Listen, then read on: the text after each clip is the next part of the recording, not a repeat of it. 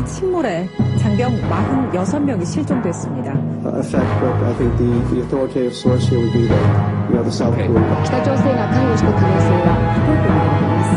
46명의 실종자 가운데 아직 시신이 발견된 승조원은 없습니다. 그리고 항미에 있던 이들은 사고 당시 미처 밖으로 빠져나오지 못했을 가능성이 높습니다. 30여 년 만에 최악의 참사입니다.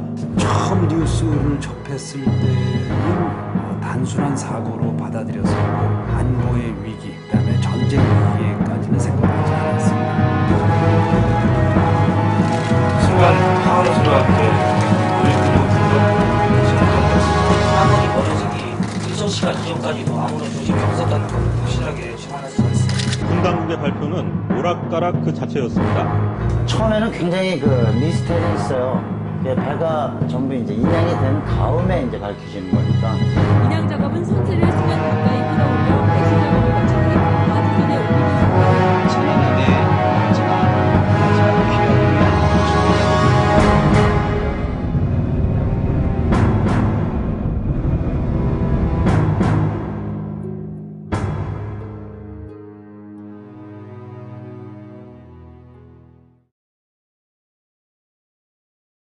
(2010년 3월 26일) 밤 천안함의 승조원들은 닥쳐올 비극을 모른 채 평온한 일상을 보내고 있었습니다. 우리는 이날 밤 그들이 죽음을 맞은 이유에 대해 명확히 알고 있지 못합니다.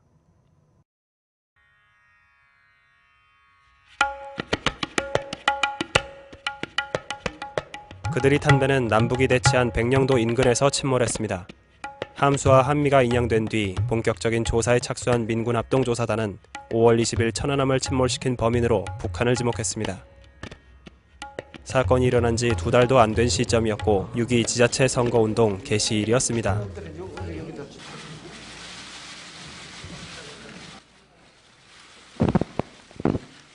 천안함은 어뢰에 의한 수중 폭발로 발생한 충격파와 버블 효과에 의해 절단되어 침몰되었고 무기 체계는 북한에서 제조한 고성능 폭약 250kg 규모의 어뢰로 확인되었습니다. 합조단의 결론은 이렇습니다. 백령도 서쪽에서 경비 중이던 천안함은 9시 22분경 한미 해군 레이더망을 피해 잠입한 북한 잠수정에 의해 기습당합니다. 이 연어급 잠수정이 쏜 중어뢰가 천안함 가스터빈실 아래에서 폭발해 버블 효과 물기둥을 일으켰고 천안함의 허리를 쪼갰다는 것입니다. 그러나 합조단의 결론은 곧바로 숱한 논란을 일으켰습니다. 가장 지금도 설명이 되지 않는 부분이 스크류 부분입니다. 상당히 심각하게 손상되어 있습니다. 그러니까 S자 형태로 되어 있습니다. 두 군데에서 다량의 흡착 물질을 채집하였습니다. The sample contains aluminium 203. Oxygen intensity should be much weaker than aluminium. The ratio should be 0.23. Very different from the value. 이에 도면은 북한 어뢰의 설계 도면으로 어뢰 설계도가 잘못 제시된 것은 저희가 명확하게 증거를 갖고 있었어요. 그걸 비교해 보면 같은 어뢰 설계도가 아니라는 것은 누구나 다 알 수 있습니다. 21시 45분경 21시 30분에 21시 22분에 발생 시간과 장소가 아직까지도 확정이 되지 않은 것이고 백색 섬광 기둥을 관측했다는 진술 내용 등은 물기둥 현상과 일치하였습니다. 누구도 물기둥을 본 사람이 없어서 물기둥 없이 어떻게 폭발이 가능했는가에 대한 설명이 지금도 없는 상태입니다.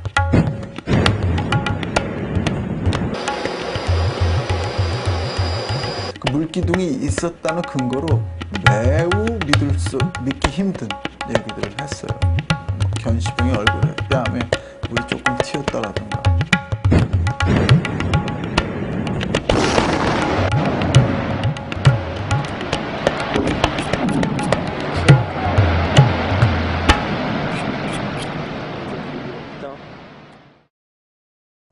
취재진이 단독 입수한 러시아 조사단 보고서 요약본에 따르면 러시아 조사단은 사건 원인과 시간에 대해 한국 측 조사 결과가 들어맞지 않는다고 결론지었습니다. 러시아 조사단은 천안함이 기뢰에 의해 침몰됐을 가능성을 제기했고 그 이전에 수심이 낮은 해역에서 1차적 사고를 당했다고 봤습니다. 즉, 사고가 2번 있었다는 것입니다. 우리 정부가 유엔 안전보장 이상의 상임 이사국들의 반응을 미리 사전 조사한 게 있습니다. 러시아가 그것이 외교적 언사였는지는 모르겠지만 북한이 천안함을 공격했을 수도 있지 않겠느냐. 우리 정부 입장에서는 상당히 고무적인 반응이었고 그것 때문에 러시아 조사단을 초청을 해서 천안함 조사 결과에 대해 세기를 받고 싶어 하지 않았나. 이와 관련해 도널드 그레그 전 주한미국 대사는 뉴욕타임스 인터넷판과 인터내셔널 헤럴드 트리뷴에 흥미로운 글을 기고했습니다. 러시아 고위 인사에게 왜 자국 조사 결과를 공개하지 않느냐고 물어봤더니 그 조사 결과가 이명박 정권에 큰 정치적 타격을 주고 오바마 행정부를 당황하게 할 수 있기 때문이라고 대답했다는 것입니다. 그레그 대사가 들었다는 그 러시아 친구는 제가 알기로는 상당한 고위직으로 알고 있습니다. 러시아 정부의 조사 결과를 얘기할 수 있는, 충분히 얘기할 수 있는 위치에 있는 사람이고 신뢰성을 인정할 수밖에 없지 않느냐 하는 생각이 듭니다. 러시아 조사단은 스크루에 엉켜있는 어선 그물의 존재를 환기시키고 폭발이 일어나기 전에 천안함이 해저면에 닿아 스크루가 훼손됐다고 설명합니다. 즉 천안함이 직면한 1차적 사고는 좌초 혹은 그와 유사한 상황이라는 것입니다. 30년간 해난 구조 작업을 해온 이종인 씨는 천안함 사건의 원인이 좌초라고 주장해왔습니다. 배 상태만 따져서 그건 단순하게 그냥 끊어진 거야. 통하고 치면 여기가 1200톤의 힘이 여기에 작용한 거와 마찬가지예요. 이 그래픽은 사고 당일 밤 9시부터 사고 순간까지 천안함의 항적에 대해 군과 전문가의 설명을 바탕으로 재구성해 본 것입니다. 군의 공식 폭발 원점은 수심이 45m가 넘어 좌초의 여지가 없습니다. 그러나 천안함의 좌초 가능성과 관련해 주목할 만한 진술이 있습니다. 바로 백령도 해안 박아무개 초병의 자필 진술서입니다. 그는 당시 섬광을 목격했다는 김아무개 초병과 함께 초소에 있었습니다. 섬광으로 추정되는 어떤 것을 봤다는 거지 물기둥을 봤다라는 증언을 한 바는 없다는 게 또다시 드러나가지고 지금 논란거리가 됐다는 겁니다. 그 역시 섬광을 목격했다고 진술했습니다. 그런데 그는 섬광이 2개였으며 오른쪽 섬광은 두무진 돌출부에 의해 가려져 잘 보이지 않았다고 합니다. 그가 섬광을 봤다고 지목한 지점은 두무진 끝자락이고 군의 공식 폭발 원점과는 상당한 거리가 있습니다. 게다가 수심이 얕아 좌초 가능성이 있는 지역입니다.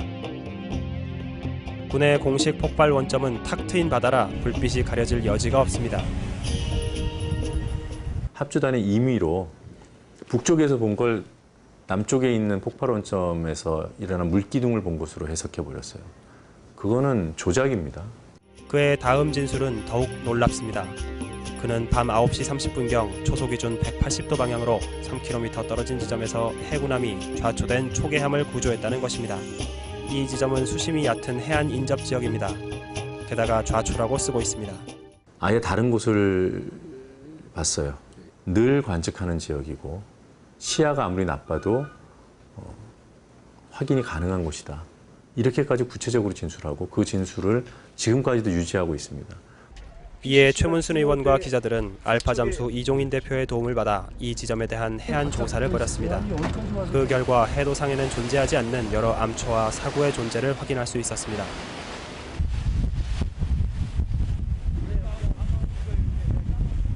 해안 가까이에, 그러니까 백령도 가까이에 해도에 나와 있지 않은 수심에만 있는 그런 암초들이 좀 있고 또 이렇게 겉으로 해도에도 조그맣게 표시되어 있는 겉으로 드러나 있는 암초들이 있습니다.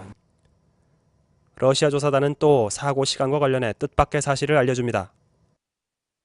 천안함 내부에 설치돼 있던 CCTV의 마지막 촬영 시간이 군 발표와 달리 9시 17분이라는 겁니다. 군은 CCTV가 전류가 끊기기 1분 전까지 녹화되도록 설정되었으며 마지막 촬영 시간이 21분이므로 군의 공식 사고 시각 9시 22분과 일치한다고 발표했습니다. 때문에 CCTV 시간은 군의 주장을 뒷받침해주는 중요한 근거였습니다. 그러니까 CCTV가 끊겼다면 민군합동조사단의 발표대로라면 22분경에 9시 22분경에 끊겼어야 되는 거죠. 마지막 촬영 시간이 21분인지 17분인지는 CCTV 동영상에 찍혀있는 시간을 보면 알 수 있습니다. 대부분의 CCTV는 상황이 벌어진 시각을 정확히 알 수 있도록 화면 어딘가에 정확한 현재 시각이 찍혀 나오도록 돼 있습니다. 그런데 군이 국회 천안함 특위위원들에게 제공한 CCTV 화면 스틸을 보면 어디에도 시간은 찍혀 있지 않습니다. 그 차이가 나는 거는 카메라마다 시계가 내장돼 있어요. 예. 내장된 시계서에 이제 이상이 오차 저장되는 그 컴퓨터가 있는데 컴퓨터상에 이제 미상의 시간 오차. 군 역시 CCTV 화면에 찍혀 있는 마지막 시간이 17분이라는 점은 인정했습니다. 그렇다면 군 설명대로 CCTV가 실제 시간과 오차가 날 수 있는 것인지 전문가에게 물어봤습니다. 몇 프로 안 된다고 하죠. 22분인데 발생 시점 22분인데 왜 17분밖에 안 되는지는 저도 미스터리네요. 미스테리는 이뿐이 아닙니다. CCTV 시간은 각기 다른 시간대에 끊겼으며 빠른 것은 13분에 끊긴 것도 있습니다. 이게 한 번에 딱 끊겼어야 되는 건데 그 끊긴 시간이 다 다릅니다. 그것이 도저히 좀 이해가 되지도 않고 설명도 잘 되질 않고 있습니다. 감지가 움직임이 감지됐을 때만 저장이 되도록 시스템상 돼 있다. 그렇게 돼 있으려면은 그 허사 있는 데는 계속 17분까지 지켰어야죠. 그러니까 그랬어야 되는데 왜 그랬는지 그거는 이제 우리가 시간 오차로밖에 판단이 안 돼요. 그러면은 디젤 기관실은 13분에 끊겼지만 20분 58초라고 봐야 되는데 이게 13분으로 끊겨 있는 걸로 시간 오차가 되어 있는 거다. 이것도 22분, 이것도 22분, 다 22분에 그 얘기 아니에요. 그거는 말이 안 됩니다. 또한 군은 당초 천안함에 설치한 11대의 CCTV 가운데 6대만 부분 복원에 성공했다고 밝혔습니다. 그러나 천안함 CCTV 복원을 맡은 업체의 말은 다릅니다. 9시에서 9시 반 사이에 있는 데이터를 우선적으로 이제 살리셨으되 순차적으로 그 이후에 어쨌든 그 안에 있었던 9시에서 9시 반뿐만 아니라 다른 모든 데이터도 다 복구를 하시긴 하신 거군요. 군은 국회 천안함 특위위원들에게 이 스틸을 CCTV의 마지막 장면으로 제시하면서 장병들이 운동을 하는 등 평온한 상태였다고 전하고 있습니다. 그런데 화면 속에서 순찰을 돌며 5곳에 등장한 A하사의 CC는 한미가 아닌 함수 쪽 자이로실에서 나왔습니다. 스틸 속에서 A하사는 얼룩무늬 군복을 입고 있습니다. 그러나 CC는 검은색 동절기 근무복을 입은 채 발견됐습니다. 스틸 속 장면과 사망 순간 사이에 일정 시간 간격이 있음을 알 수 있습니다. 디젤 기관실에서 근무하던 두 하사의 CC는 각기 다른 곳에서 나왔습니다. 한 명은 그대로 디젤 기관실에서 발견된 반면 다른 한 명은 승조원 식당에서 발견됐습니다. 군은 이 장면이 CCTV에 찍힌 마지막 장면이라고 하면서도 녹화 시간을 뺐습니다. 우리는 이 장면이 실제 천안함의 마지막 순간인지 아니면 9시 13분에서 17분의 상황인지 알 수 없습니다. 또한 이 장면 이후 어떤 상황이 발생한 것은 아닌지도 알 수 없습니다. 부득이 상황일지 원본을 공개하겠습니다. 공교롭게도 이 13분에서 17분은 MBC가 공개한 바 있는 해군 및 해경 상황일지의 최초 상황 발생 보고 시간과 비슷한 시간대입니다. 9시 22분 전에 다른 상황이 있었다면 아무 이상이 없었던 천안함이 어뢰 공격으로 일격에 침몰됐다는 군의 발표는 설득력을 잃어버립니다. 어뢰 공격의 직접 증거인 1번 어뢰는 끝없는 의혹을 받아왔습니다. 폭발 원점을 중심으로 가로 500야드, 세로 500야드를 정밀 수거 활동을 실시했습니다. 게다가 어뢰를 발견했다는 폭발 원점 인근에서 정밀한 수색이 가능했는지도 의문입니다. 최문순 의원과 기자들은 공식 폭발 원점 근처 해역을 조사하다가 2,000톤급의 침몰선을 발견했습니다. 소위 1번 어뢰를 건졌던 그 선주를 만났는데 그 당시에 침선 때문에 어뢰를 건지는 쌍끌이 어선들을 운영하기가 쉽지 않았다 이렇게 말을 했습니다. 그러니까 그걸 피해 다니면서 작업을 해야 됐기 때문에 합조단은 이 침몰선이 일제시대의 상선으로 추정된다며 그 존재를 사건 초기부터 알고 있었다고 말합니다. 천안함과의 연관성이 없는 것으로 판단해 공개하지 않았다는 것입니다. 전문가들은 그러나 이 정도로 큰 침몰선이 해당 해역에 잠겨 있었다면 1번 어뢰를 수거하는 것은 불가능에 가까운 일이라고 합니다. 그 부러진 자리에서 그걸 건졌다 그러는데 어뢰를 그 침몰 지점에서 불과 한 200m 떨어져 있는데 그런 장애물이 있다면 그 근처에는 가지 않았다는 얘기야. 조류와 수심을 고려할 때 쌍끌이 어선의 그물 길이가 300m가 넘어야만 쌍끌이 어선 운용이 가능하며 이 경우 침몰선을 피해 다니며 정밀 수색한다는 것은 힘들다는 것입니다. 이 끄는 배는, 쌍끌이 배는 그 침선보다 100m 북쪽에 더 가 있어야지 얘가 걸린 거라고. 예? 그럼 그걸 끌어올릴 때 이 배에 걸릴 수가 있다는 거죠. 러시아 조사단도 이 증거물이 6개월 이상 수중에 있었던 것으로 보인다며 증거 능력의 회의를 나타냈습니다. 그러나 무엇보다도 어뢰 폭발로 설명이 안 되는 부분은 바로 충격파입니다. 수중에서 폭발이 일어나면 먼저 충격파가 물을 타고 구형으로 전파됩니다. 이후 가스버블이 팽창과 수축을 거쳐 수면에 도달하게 되면 강력한 물기둥으로 솟구치게 됩니다.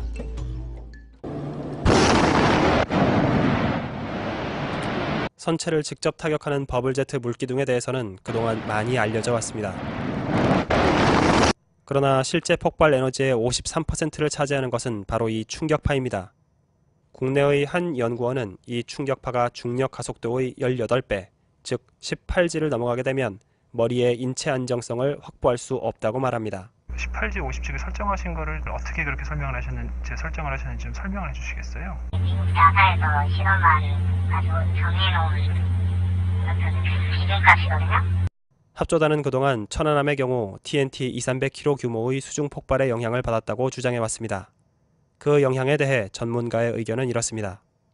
100G까지 더 이상도 받을 수 있어요.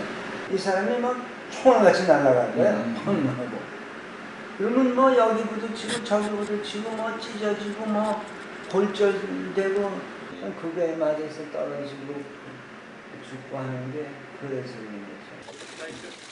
이 장면은 사건 발생 13일 만인 4월 7일 국군 수도병원에서 기자회견 자리에 선 천안함 생존자들의 모습입니다. 일부를 제외하곤 대부분 큰 부상 없이 멀쩡합니다. 이들이 백지의 충격을 받은 것으로는 보이지 않습니다. 사망자들 역시 마찬가지입니다. 국립과학수사연구소는 천안함 사망자들의 사체를 검안한 결과 일부 골절이 있지만 사인은 전부 익사인 것으로 추정된다고 밝혔습니다. 게다가 1번 어뢰의 실제 폭발량은 그간의 설명보다 훨씬 강력한 것으로 드러났습니다. 천안함에서는 TNT 외에도 HMX와 RDX라는 고성능 폭약이 검출됐는데 흔히 이런 폭약을 혼합해 훨씬 강력한 폭발 효과를 낸다고 합니다. 같은 단수지만 이런 TNT의 고수익보다 거의 2배라든지 3배라든지 폭발 위력이 현재 전문가들은 그걸 하죠. 당연히. 5월 20일 발표 이후 3개월간 합조단은 시뮬레이션 결과 TNT 2,300kg 규모 폭발 시 천안함과 유사한 손상이 발생한다고 주장해왔습니다.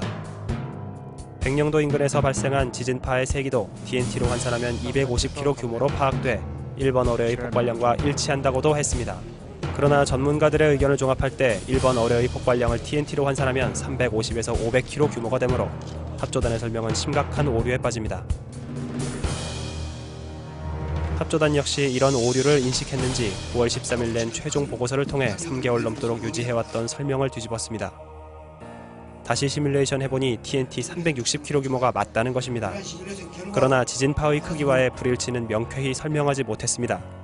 지진파는 합조단이 그동안 사고 장소와 시간을 특정하는 근거로 사용돼 왔습니다. 랠리 빌리 공식은 어떤 자연의 인과관계를 법칙화시킨 것은 아니고 무수히 많은 수중 폭발 실험을 통해서 만드는 실험치의 공식입니다. 그래서 의식복 현상과 맞지 않을 수도 있습니다. 그 어뢰를 쐈다는 북한의 연어급 잠수정에 대해서도 설명이 명쾌하지 않습니다. 군의 설명에 따르면 이 잠수정은 기지에서 사고 지점까지 디귿자 모양으로 310km를 이동해 왔습니다. 이 잠수정의 속도는 시속 5km에 불과해 목표 지점까지 도달하는데 이틀이 걸렸습니다. 그러니까 그 이틀 동안을 와가지고 4m 정도 잠망경을 꺼내가지고 그 잠망경으로 멀리 있는 천안함, 그래도 기동하고 있는 천안함이죠. 그래서 단 한 방을 쏴서 그걸 맞췄다는 겁니다. 그리고 다시 돌아간 거죠. 사실도 아니고 확인된 정보도 아니고 그랬으리라고 추정한다는 것이고요. 들키지도 않고 디귿자로 NLL을 돌아왔을 것이라는 추정. 이것은 무슨 항적이 있고 이런 게 아닙니다. 그냥 논리적 추정일 뿐이에요. 전문가들은 천안함 사건을 미 해군의 아이오아함 사건과 비교하곤 합니다. 1989년 4월 아이오아함 선체의 포탑에서 의문의 폭발이 일어나 47명의 수병이 사망하는 사건이 발생합니다. 해군은 조사 3개월 만에 동성애자인 포병 클레이튼 하트윅이 고의적으로 뇌관을 건드려 폭발이 일어났다고 발표했습니다. 그러나 미 의회는 조사 결과를 신뢰하지 않았습니다. 해군은 사고 직후 현장을 제대로 보존조차 하지 않았습니다. 의회는 독립기관인 샌디아 연구소에 조사를 의뢰했고 2년에 가까운 재조사 끝에 하트윅의 유족은 군으로부터 사과를 받아냈습니다. 외국에서도 군 관련 사건은 조작 시도가 항상 있었기 때문에 그런 사건들이 이제 추후에 어떤 의회의 그런 그 관심과 국민 여론의 관심에 따라서 이제 사건이 규명되는 그런 과정들을 거쳤기 때문에 재조사를 해야 된다. 천안함의 경우도 조사 주체와 기간에 대해 외부는 물론 합조단 내부에서도 비판의 목소리가 나오고 있습니다. 날씨를 봤을 때 바다 작업을 할 수 있는 거는 2달 동안 열흘 정도밖에 시간이 없었는데 그 가능성 있는 6가지에 대한 나머지 그런 조사를 했네 그지? 전혀 안 했다는 거죠. 이걸 명쾌히 밝히려면은 사실 장기간을 좀 더 지금 길게 잡아가지고 예산도 좀 투입하고 좀 면밀하게 처음부터 하나씩 다 짚고하는 게 저는 뭐 사실은 맞다고 봤습니다.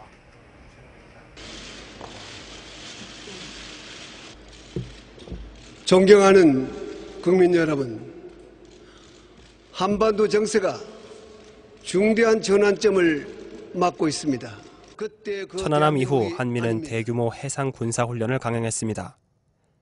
중국과 북한도 군사훈련과 해안포 사격으로 맞섰습니다.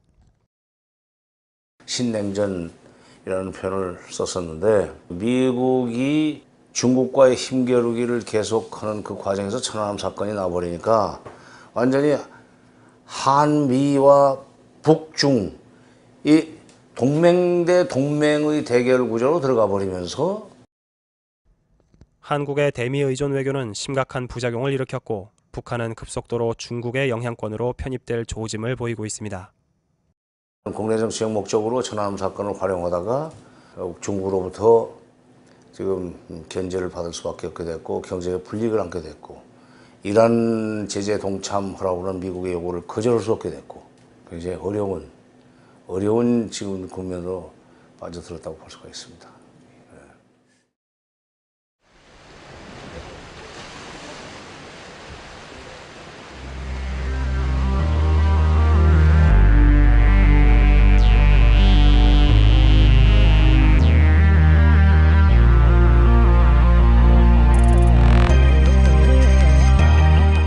천안함 침몰의 원인이 무엇인지는 명확치 않습니다. 그러나 조사 과정과 정보 공개가 부실했다는 것은 명확합니다.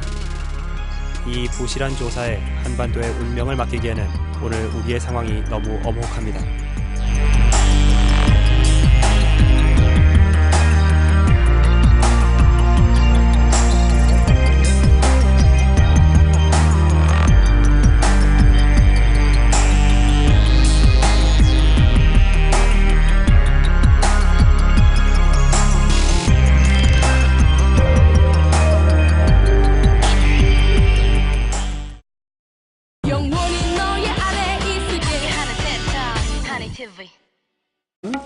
북한 어뢰의 설계도면으로 어뢰 설계도가 잘못 제시된 것은 저희가 명확하게 증거를 갖고 있었어요. 그걸 비교해 보면 같은 어뢰 설계도가 아니라는 것은 누구나 다 알 수 있습니다. 21시 45분경 21시 30분에 21시 22분에 발생 시간과 장소가 아직까지도 확정이 되지 않은 것이고 백색 섬광 기둥을 관측했다는 진술 내용 등은 물기둥 현상과 일치하였습니다.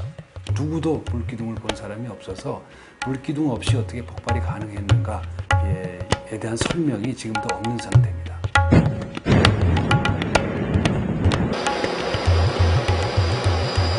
그 물기둥이 있었다는 근거로 매우 믿기 힘든 얘기들을 했어요. 견시병의 얼굴에 뺨에 물이 조금 튀었다라든가.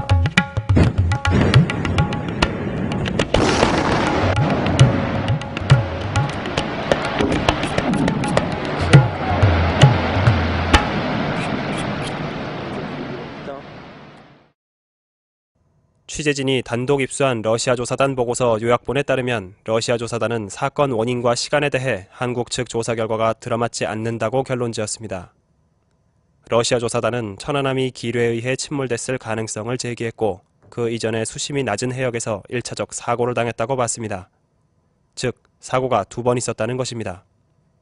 우리 정부가 유엔 안전보장이상의 상임 이사국들의 반응을 미리 사전 조사한 게 있습니다. 러시아가 그것이 외교적 언사였는지는 모르겠지만 북한이 천안함을 공격했을 수도 있지 않겠느냐. 우리 정부 입장에서는 상당히 고무적인 반응이었고 그것 때문에 러시아 조사단을 초청을 해서 천안함 조사 결과에 대해 세기를 받고 싶어 하지 않았나. 이와 관련해 도널드 그레그 전 주한미국 대사는 뉴욕타임스 인터넷판과 인터내셔널 헤럴드 트리뷴에 흥미로운 글을 기고했습니다. 러시아 고위 인사에게 왜 자국 조사 결과를 공개하지 않느냐고 물어봤더니 그 조사 결과가 이명박 정권에 큰 정치적 타격을 주고 오바마 행정부를 당황하게 할 수 있기 때문이라고 대답했다는 것입니다. 그레그 대사가 들었다는 그 러시아 친구는 제가 알기로는 상당한 고위직으로 알고 있습니다. 러시아 정부의 조사 결과를 얘기할 수 있는, 충분히 얘기할 수 있는 위치에 있는 사람이고 신뢰성을 인정할 수밖에 없지 않느냐 하는 생각이 듭니다. 러시아 조사단은 스크루에 엉켜있는 어선 그물의 존재를 환기시키고 폭발이 일어나기 전에 천안함이 해저면에 닿아 스크루가 훼손됐다고 설명합니다. 즉, 천안함이 직면한 1차적 사고는 좌초 혹은 그와 유사한 상황이라는 것입니다. 30년간 해난 구조 작업을 해온 이종인 씨는 천안함 사건의 원인이 좌초라고 주장해왔습니다. 배 상태만 따져서 그건 단순하게 그냥 끊어진 거야. 통하고 치면 여기가 1200톤의 힘이 여기에 작용한 거와 마찬가지예요. 이 그래픽은 사고 당일 밤 9시부터 사고 순간까지 천안함의 항적에 대해 군과 전문가의 설명을 바탕으로 재구성해 본 것입니다. 군의 공식 폭발 원점은 수심이 45m가 넘어 좌초의 여지가 없습니다. 그러나 천안함의 좌초 가능성과 관련해 주목할 만한 진술이 있습니다. 바로 백령도 해안 박아무개 초병의 자필 진술서입니다. 그는 당시 섬광을 목격했다는 김아무개 초병과 함께 초소에 있었습니다. 섬광으로 추정되는 어떤 것을 봤다는 거지 물기둥을 봤다라는 증언을 한 바는 없다는 게 또다시 드러나가지고 지금 논란거리가 됐다는 겁니다. 그 역시 섬광을 목격했다고 진술했습니다. 그런데 그는 섬광이 2개였으며 오른쪽 섬광은 두모진 돌출부에 의해 가려져 잘 보이지 않았다고 합니다. 그가 섬광을 봤다고 지목한 지 끊겨있는 걸로 시간 오차가 되어 있는 거다. 이것도 20이고 이것도 20이고 다 20이면 그 얘기 아니에요.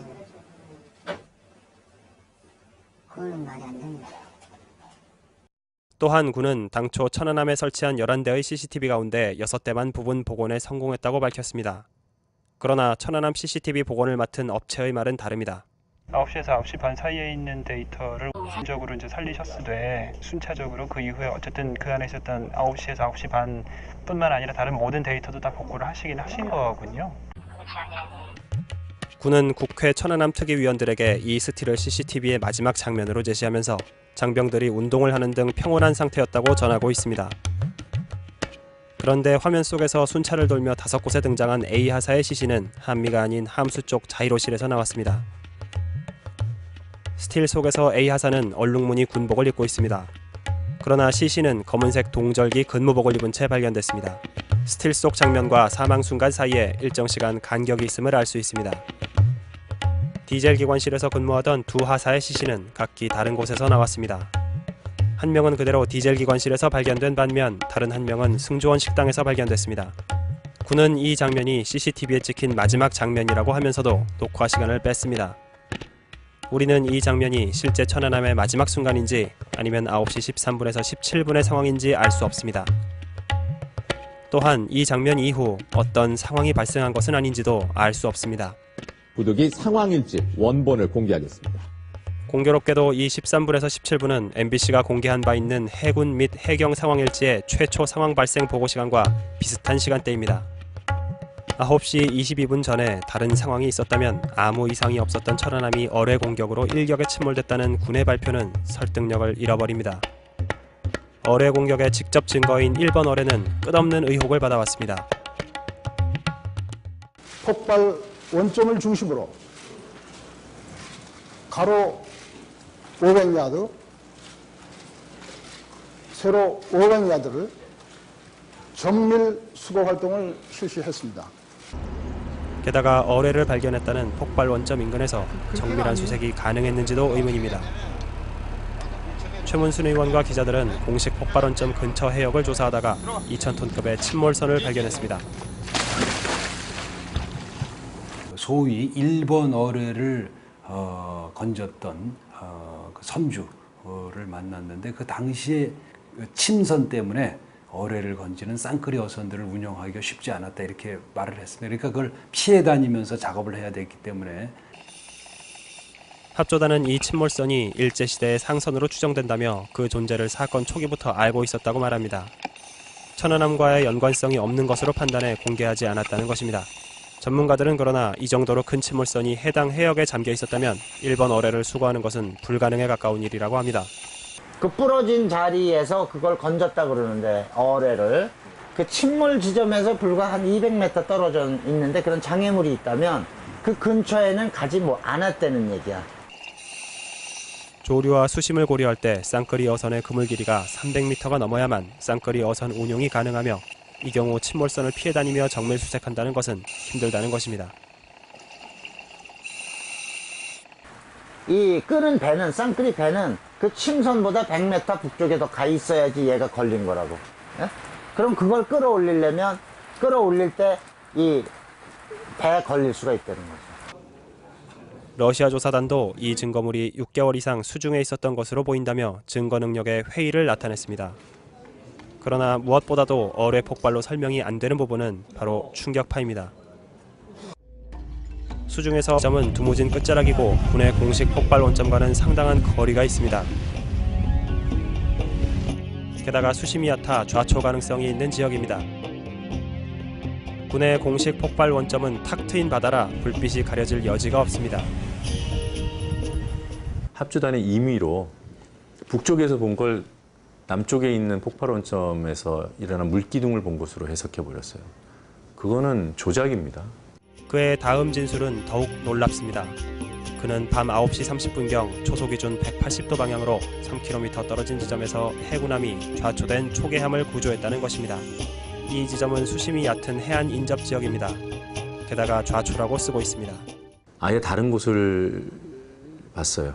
늘 관측하는 지역이고 시야가 아무리 나빠도 확인이 가능한 곳이다. 이렇게까지 구체적으로 진술하고 그 진술을 지금까지도 유지하고 있습니다. 이에 최문순 의원과 기자들은 알파 잠수 이종인 대표의 도움을 받아 이 지점에 대한 해안 조사를 벌였습니다. 그 결과 해도상에는 존재하지 않는 여러 암초와 사구의 존재를 확인할 수 있었습니다.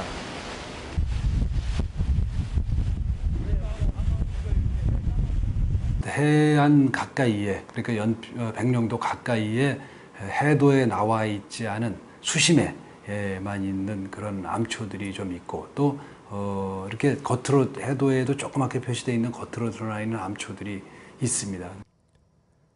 러시아 조사단은 또 사고 시간과 관련해 뜻밖의 사실을 알려줍니다. 천안함 내부에 설치되어 있던 CCTV의 마지막 촬영 시간이 군 발표와 달리 9시 17분이라는 겁니다. 군은 CCTV가 전류가 끊기기 1분 전까지 녹화되도록 설정되었으며 마지막 촬영 시간이 21분이므로 군의 공식 사고 시각 9시 22분과 일치한다고 발표했습니다. 때문에 CCTV 시간은 군의 주장을 뒷받침해주는 중요한 근거였습니다.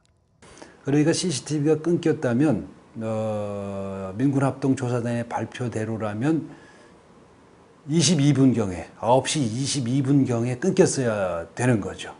마지막 촬영 시간이 21분인지 17분인지는 CCTV 동영상에 찍혀있는 시간을 보면 알 수 있습니다. 대부분의 CCTV는 상황이 벌어진 시각을 정확히 알 수 있도록 화면 어딘가에 정확한 현재 시각이 찍혀 나오도록 돼 있습니다. 그런데 군이 국회 천안함 특위위원들에게 제공한 CCTV 화면 스틸을 보면 어디에도 시간은 찍혀 있지 않습니다. 그 차이가 나는 거는 카메라마다 시계가 내장돼 있어요. 내장된 시계서에 이제 이상이 오차 저장되는 그 컴퓨터가 있는데 컴퓨터상에 이제 이상의 시간 오차. 군 역시 CCTV 화면에 찍혀 있는 마지막 시간이 17분이라는 점은 인정했습니다.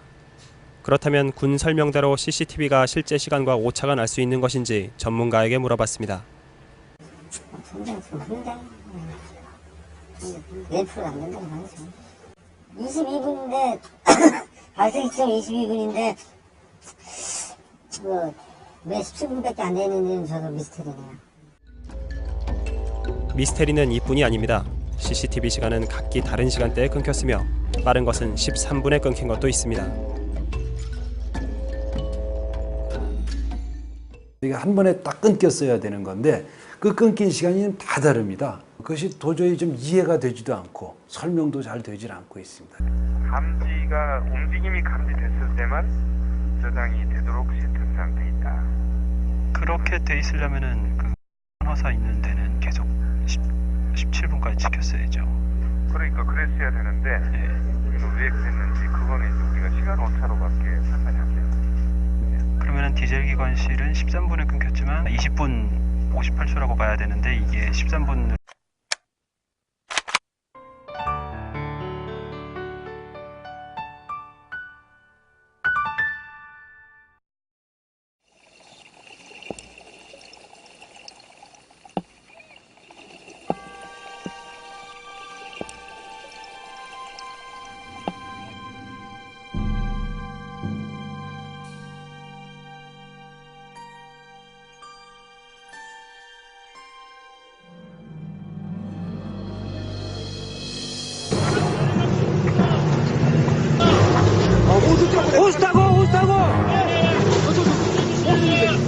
천안 함이 침몰해 장병 46명이 실종됐습니다.北朝鮮が関与した可能性は低いと言われています。 46명의 실종자 가운데 아직 시신이 발견된 승조원은 없습니다. 그리고 항미에 있던 이들은 사고 당시 미처 밖으로 빠져나오지 못했을 가능성이 높습니다. 30여 년 만에 최악의 참사입니다. 처음 뉴스를 접했을 때는 단순한 사고로 받아들였었고 안보의 위기, 그다음에 전쟁 위기까지는 생각하지 않았습니다. 순간 파워를 들어왔고 사건이 벌어지기 일정 시간 이전까지도 아무런 조짐이 없었다는 걸 확실하게 증언할 수가 있습니다. 군 당국의 발표는 오락가락 그 자체였습니다. 처음에는 굉장히 미스터리 있어요. 배가 전부 이제 인양이 된 다음에 이제 밝혀지는 거니까. 인양 작업은 선체를 수면 가까이 끌어올려 배수 작업을 거쳐 마지막에 올리는 천안함에 제가 마지막 귀환을 위한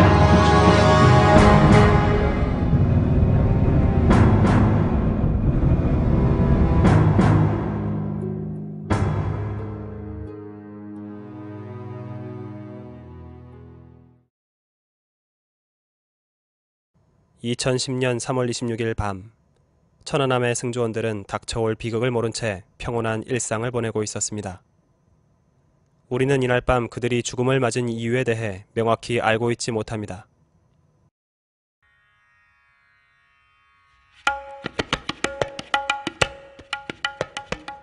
그들이 탄 배는 남북이 대치한 백령도 인근에서 침몰했습니다. 함수와 한미가 인양된 뒤 본격적인 조사에 착수한 민군합동조사단은 5월 20일 천안함을 침몰시킨 범인으로 북한을 지목했습니다. 사건이 일어난 지 2달도 안 된 시점이었고 6.2 지자체 선거운동 개시일이었습니다.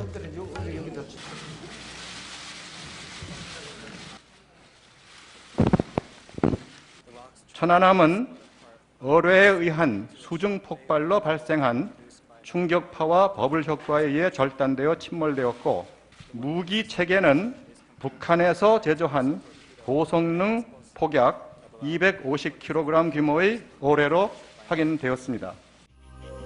합조단의 결론은 이렇습니다. 백령도 서쪽에서 경비 중이던 천안함은 9시 22분경 한미 해군 레이더망을 피해 잠입한 북한 잠수정에 의해 기습당합니다. 이 연어급 잠수정이 쏜 중어뢰가 천안함 가스터빈실 아래에서 폭발해 버블 효과 물기둥을 일으켰고 천안함의 허리를 쪼갰다는 것입니다. 그러나 합조단의 결론은 곧바로 숱한 논란을 일으켰습니다. 가장 지금도 설명이 되지 않는 부분이 스크류 부분입니다. 상당히 심각하게 손상되어 있습니다. 그러니까 S자 형태로 되어 있습니다. 두 군데에서 다량의 흡착 물질을 채집하였습니다. The sample contains aluminium-2O3. Oxygen intensity should be much weaker than aluminum. The ratio should be 0.23. Very different from the value. 폭발이 일어나면 먼저 충격파가 물을 타고 구형으로 전파됩니다. 이후 가스버블이 팽창과 수축을 거쳐 수면에 도달하게 되면 강력한 물기둥으로 솟구치게 됩니다.